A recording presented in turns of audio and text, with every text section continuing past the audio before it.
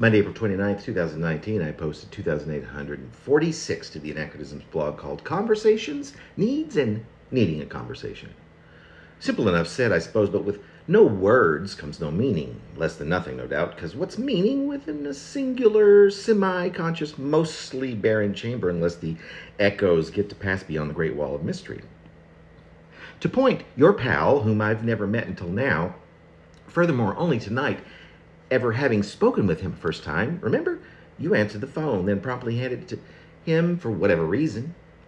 I believe that he said more in less than 5 minutes than you have in 3 years of being on the same line most every one of those days at least once. I even gleaned from this guy, your friend, a fairly substantial bit of info, most specifically about you.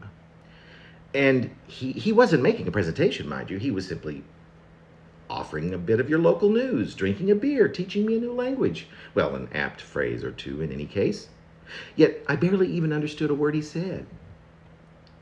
I wish you more than anything in the world lightheartedness and great health and happiness, because these are what I now lack thanks to these months of disconnect, or rather non-connection. There is so much of what I had assumed was quite the contrary, as I still recall and cannot beat the mysticism out of that sad burden. But upon a redirected rendering, it seems there was less than a big zero transpiring via that perfectly taut line that always runs from you to me and me to you, no matter that you exist, if at all, at the opposite end of the planet.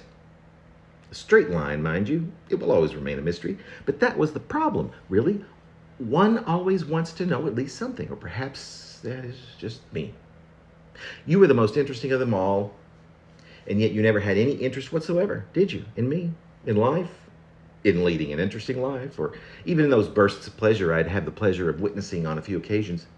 To me, they were and always will be genuine miracles. Mystery, my story miracles.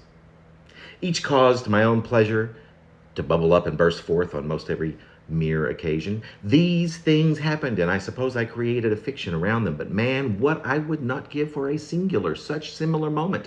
An explosion of joy. Two things which one might have a difficult time putting together into one when the words are said out loud, I suppose. But it is just a fantasy, like those 3 years, I suppose they were.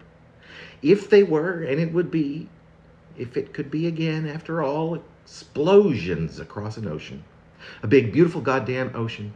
I don't know how much more specific I can get, sitting here with my head wagging back and forth between an empty cell phone and the shiveringly vast Pacific.